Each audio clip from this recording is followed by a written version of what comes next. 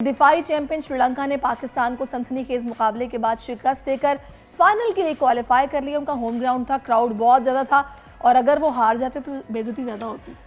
नहीं खैर, अब देखें, ये तो दी डे जो है वो काउंट होता है कि आज क्या होने वाला है। खैर हाँ, बिल्कुल लास्ट टाइम भी वही जीते थे और इस मरतबा भी वो फिनाल तक पहुंच चुके हैं। सैयद मोहम्मद उवैस हमारे साथ मौजूद हैं, क्रिकेट एक्सपर्ट हैं। आइए उनसे बात कर लेते हैं, उनकी क्या राय है। अस्सलाम वालेकुम, वेलकम टू द शो।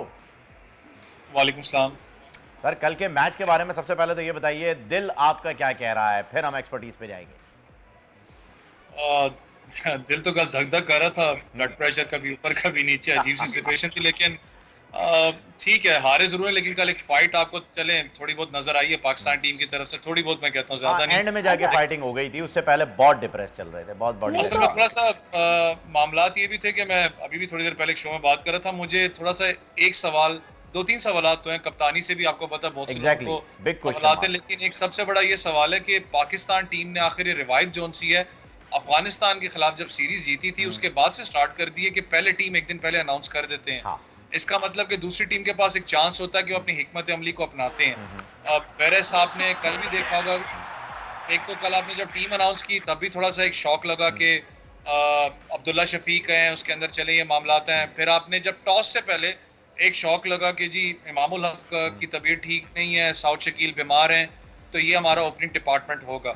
ये भी फिर एक शौक लगा लोगों को, भाई ये हो क्या रहा है। उसके बाद बाबर आजम के फेस से कल एक्सप्रेशन से पता लग रहा था, क्योंकि एसेट आपके पास कम थे बॉलिंग यूनिट के अंदर।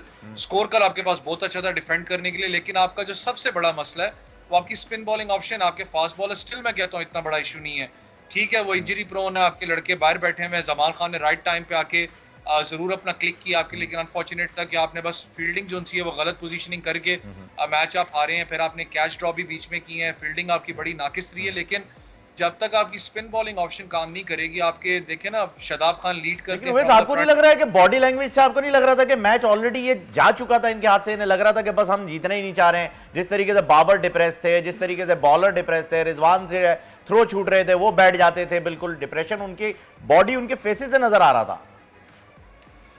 देखिए, बाबर आजम के ऑब्वियसली पता लग रहा था फेस से, जिस तरीके से बाबर आजम कल उनकी बॉडी लैंग्वेज थी। मैंने ये बार बार इस चीज को हाईलाइट करता हुआ हूँ, one of the best batsman, इसमें कोई डाउट नहीं है। लेकिन कप्तानी के मामले पे अगर मैं कहूँ तो बाबर आजम को आपने कितनी दफा इंटरेक्ट करते हुए अपनी टीम के साथ इन बिटवीन द ओवर्स देखे आपने बॉलर्स के साथ। कल देखें जिस वक्त शहीन शाह अफरीदी पैनिक हो गए थे, ऑब्वियसली जब आपके पास दूसरा आपकी कॉम्बिनेशन बना होता है, लिमिटेड ओवर्स की बात नहीं कर रहा, 50 ओवर्स की बात कर रहा हूँ, नसीम शाह है, उसके अलावा आपके पास क्या नाम है दूसरे फास्ट बॉलर हारिस रऊफ है। तो जब कॉम्बिनेशन टूटे तो आपके बॉलर को हौसला चाहिए होता है, आप उससे बात करते हो जाके।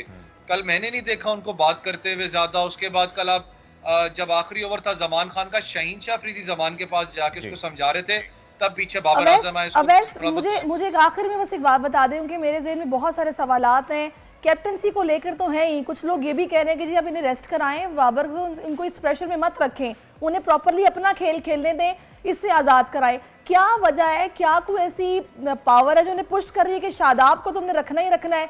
जिस तरह कल उन्होंने बॉलिंग करवाई है, इतने एक्सपेंसिव हो रहे हैं, इतनी खराब बॉलें, कोई लाइन लेंथ नहीं थी, क्या वजह है कि शादाब को पूरा ओवर कराया जा रहा है और उनको आगे रखा जा रहा है? देखिए, आपने कोटा तो अपना पूरा करवाना, मैंने कहा ना कि इशू आपका ये है कि आपके पास बॉलर्स इतने ज्यादा मौजूद ही नहीं। स्पिन बॉलिंग ऑप्शन में आपके पास कौन सा एक ऑप्शन है? नवाज ने कल बड़ी अच्छी बॉलिंग की है, उसके अलावा आपके पास स्पिन बॉलिंग ऑप्शन तो कोई मौजूद नहीं है। तो आपने शादाब खान से तो फिर कोटा पूरा करवाना है। रहा सवाल, देखें अब मैं चले अगर आप पार्ट टाइम स्पिनर की तरफ आते हैं, इफ्तिखार की, जिसको लोग क्रिटिसाइज भी करते हैं, लेकिन हमेशा इफ्तिखार ने आपको पता है क्रूशियल टाइम पे पाकिस्तान को स्कोर करके भी दिया है विकेट्स। वो इसलिए देखें, आप उनकी बॉलिंग पे अगर आप तनकीद करो तो उसका कसूर नहीं, क्योंकि वो बैटिंग ऑलराउंडर के तहत पाकिस्तान टीम है, बॉलिंग ऑलराउंडर के तहत नहीं। और दूसरा, आप उनको कितने लंबे स्पेल्स देते हो बॉलिंग करवाने के लिए? आप तो बहुत कम उनको स्पेल्स देते हो बॉलिंग करवाने के लिए। एक क्लब क्रिकेटर को भी अक्ल होती है कि जिस वक्त असलांका खेल रहे थे, अनफॉर्चुनेट था कि रिजवान ने आपको पता है पीछे विकेट कीपिंग में उनका कैच छोड़ा, जिसकी वजह से इशू बना है। लेकिन जब असलांका खेल रहे थे, लेफ्ट हैंड बैट्समैन जब खेल रहा होता है, तो एक क्लब क्रिकेटर को पता होता है कि मैंने यार राइट आर्म ऑफ स्पिनर लगाना है, तो उसकी शायद वो एक विकेट देने में यहाँ कामयाब हो जाए, और वो हो भी थे।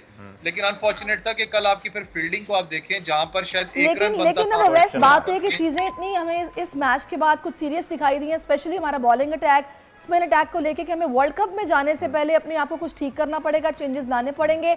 अदरवाइज बगैर स्ट्रेटेजी के हमें इस तरह नहीं जाना चाहिए जैसे हम यहाँ पर बिल्कुल मेंटली वीक नजर आए।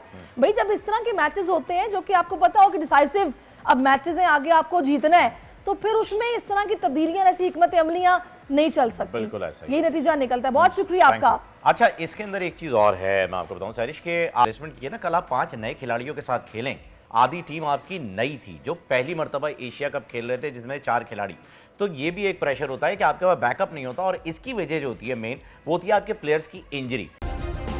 सब्सक्राइब करें और बेल दबाएं ताकि कोई खबर रह न जाए।